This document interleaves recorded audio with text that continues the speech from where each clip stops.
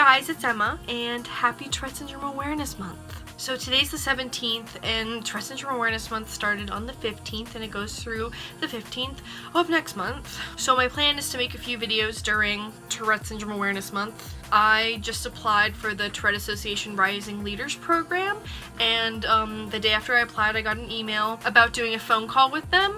So I'm gonna do that soon, and we'll see if I become a rising leader. Who knows?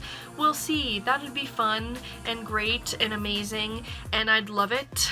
But I figured in this video today I'd kind of talk about some of the stuff that I talked about in my personal statement for the Rising Leaders program. Basically, I went over like the basics of my Tourette story, and I don't know that I've ever like really gone through that here, like me growing up with it. So I figure I'll talk a little bit about that. Ticks ahoy! Okay, good one. I was diagnosed with Tourette syndrome at the age of 5, and my neurologist diagnosed me moderate severe, so my Tourette's used to be like a lot worse when I was younger. So that was really just hard to deal with in itself. In my elementary school, it was the age of the Tourette's guy. And I'm sure you guys remember his videos, like, he was this guy who didn't have Tourette's that just, like, he pretended to have Tourette's and just, like, kind of made fun of it and stuff. So kids at my school would, like, recite, like, what he would say in his videos and talk about the Tourette's guy and be like, oh my god, he's so funny. And I was always like, that's not what Tourette's is!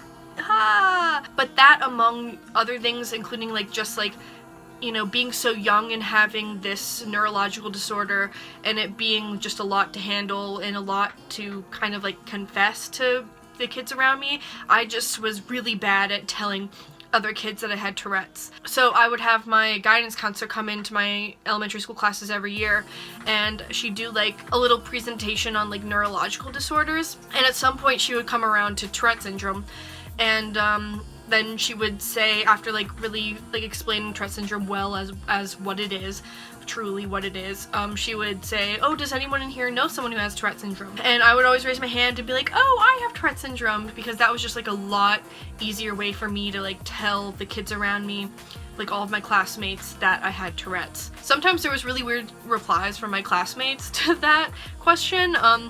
Like, I don't remember what grade it was, but one time, like, after her explaining what Tourette's is, and doing it well, one kid raised his hand and was like, oh, isn't Tourette's when you get super mad and say curse words? And then a ton of, like, the whole class erupted into, like, kids raising their hands and being like, oh, I think my older brother has that, and, like, stuff like that. And now that I look back at it, it's, like, kind of funny, but back then I was like, please get a hold of this situation.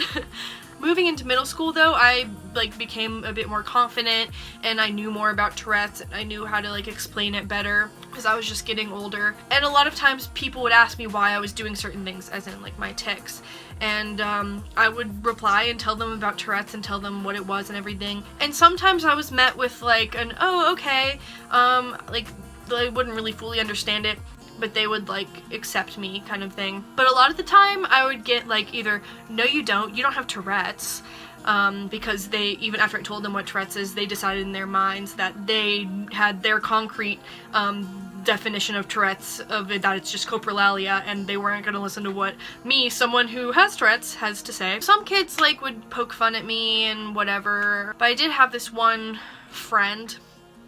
It was this girl that I was really close to. She was actually like my best friend. She wasn't like a good friend for the reasons I'm about to tell you.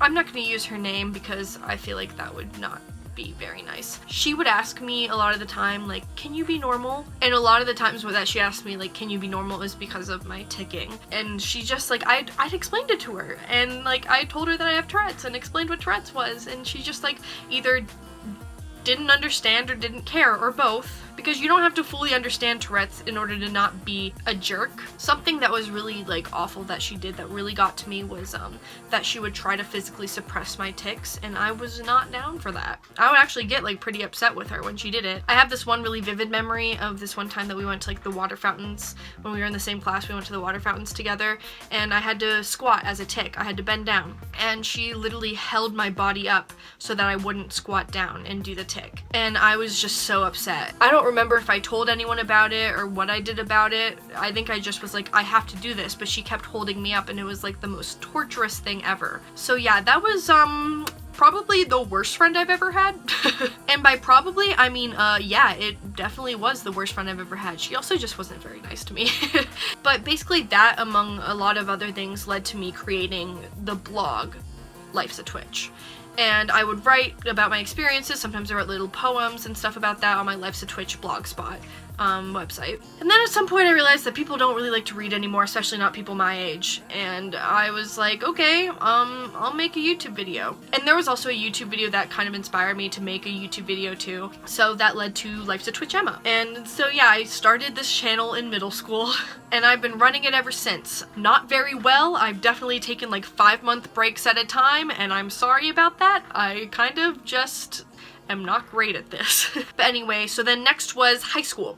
I became really good about talking about my Tourette's at this point. I was great at discussing it. But I was still met with really weird replies to me when I said that I had Tourette's, like the, no you don't, or that's really cool, which I don't mind the that's really cool reply, like when people are like, oh, that's really cool, you have Tourette's.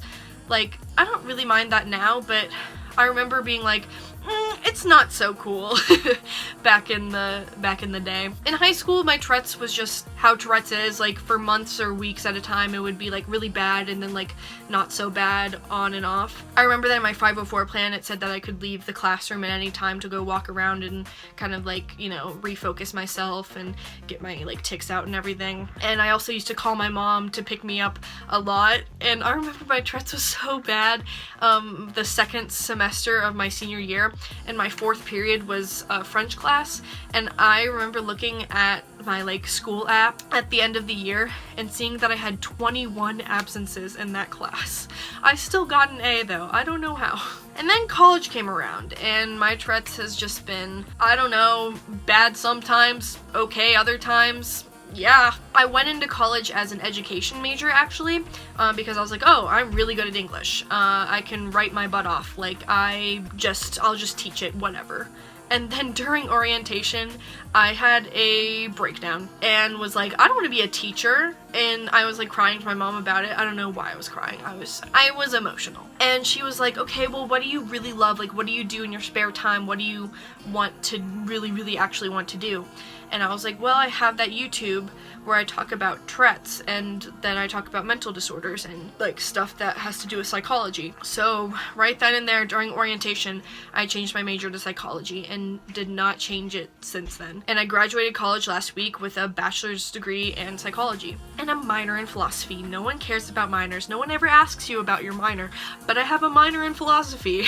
But yeah, throughout college, I actually became a research assistant for a psychology lab, and I did that for 2 years, and I was actually the president of a psychology club, and I did that for 2 years, and I just really got into psychology because of Tourette syndrome. Like, if I didn't have Tourette's, I don't know, maybe I still would have been into psychology, but Tourette syndrome is my main reason that I am so into psychology and like about how the brain works, and I love it. I love learning about it, and I know a lot about it now. So that brings us to present day.